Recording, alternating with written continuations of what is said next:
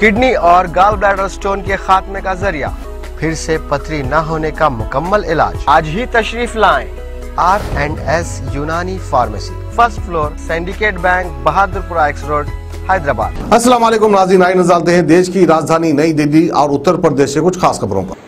Delhi AIIMS के senior resident doctor ने घर पर पार्टी में बुलाकर जूनियर डॉक्टर से दुष्कर्म और कुकर्म किया है। आरोप है कि पार्टी में महिला डॉक्टर को शराब पिलाने के बाद ये वारदात की गई है।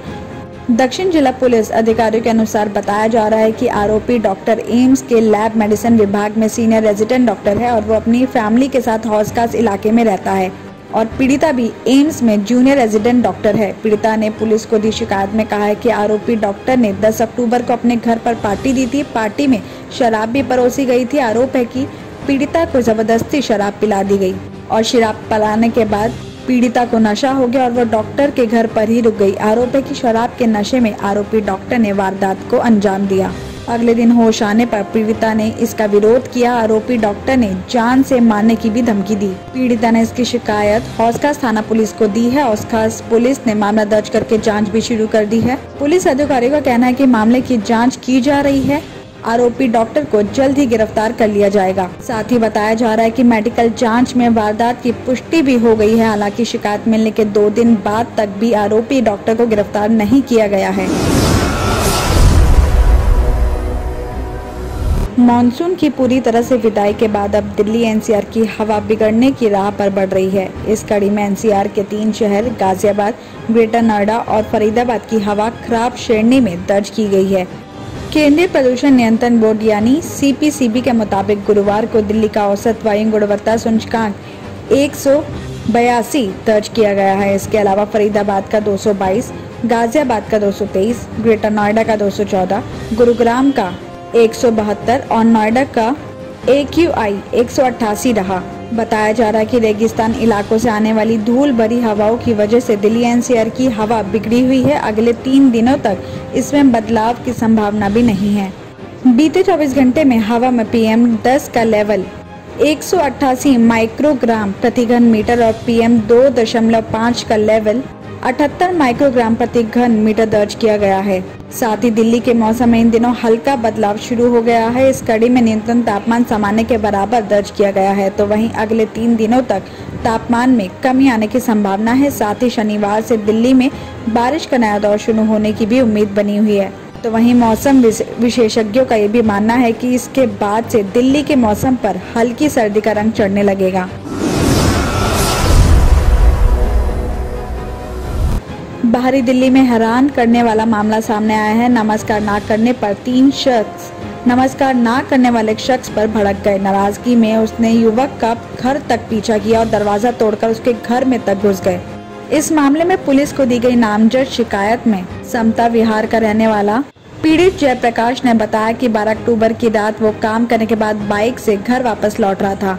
इस दौरान फलसफा डेयरी के पास की पुलिया पर 3 शख्स खड़े हुए थे और तीनों समता विहार में ही रहने वाले बताए जा रहे हैं। बाइक उनके बराबर से गुजरने पर तीनों ने उसको रोक लिया और इसके बाद उन सब ने जयप्रकाश से नमस्कार करने को कहा। जयप्रकाश ने आगे बताया कि मना करने पर तीनों भड़क गए। उनका इरादा भाप कर वो मौके से भाग खड़ा हुआ। करीब 500 मीटर घर जाकर उसने घर का दरवाजा बंद किया और सीधे छत पर जाकर छुप गया। उधर पीछा करते हुए तीनों आरोपी भी उसके घर पहुंचे। आरोप है कि तीनों दरवाजा तोड़कर घर के अंदर भी घुस गए, लेकिन छत पर नहीं पहुंचे और घर वापसी लौटने लगे। इसी बीच तीनों आरोपियों को जयप्रकाश छत पर दिखा और उसने निशाना लगाकर गोली चला दी। गनीमत ये है कि गोली उसको नहीं लगी। इससे घबराकर जयप्रकाश ने शोर मचाया और सभी आरोपी फरार हो गए। पुलिस फरार आरोपियों की गिरफ्तारी के लिए दबिश दे रही है। फेसबुक पर दोस्ती के बाद शादी का झांसा देकर दुष्कर्म और गर्भपात कराने का मामला सामने आया है। हरियाणा की रहने वाली ब्यूटिशियन ने आरोपी और उसकी महिला मित्र पर मारपीट करके घर से भगाने का आरोप लगाया है। पीड़िता की शिकायत पर हरियाणा में मामला दर्ज किया गया था, लेकिन घटनास्थल क्रेनों का होने की वजह से FIR यहां ट्रांसफर कर दी गई है। दर्ज रिपोर्ट में हरियाणा के हिसार जिले की दलित पीड़िता का कहना है कि दिसंबर 2020 में फेसबुक के जरिए उसकी पहचान भिवानी का रहने वाला विनय यादव से हुई थी।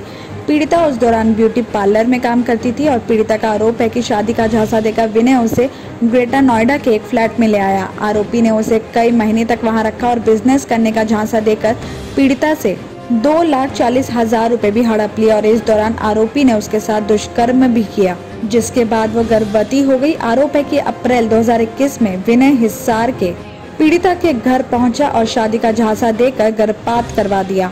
बाद में विनय ने शादी से इनकार भी कर दिया और इस पर 7 जून 2021 को पीड़िता विनय से मिलने ग्रेटर नोएडा के एक फ्लैट पर भी पहुंची और यहाँ विनय के साथ एक दूसरी लड़की भी थी। आरोप है कि विनय और वहां मौजूद महिला ने उसके साथ मारपीट की और धमकी देकर भगा दिया। कोतवाली पुलिस का कहना है कि मामले की जाँच की जा रही है।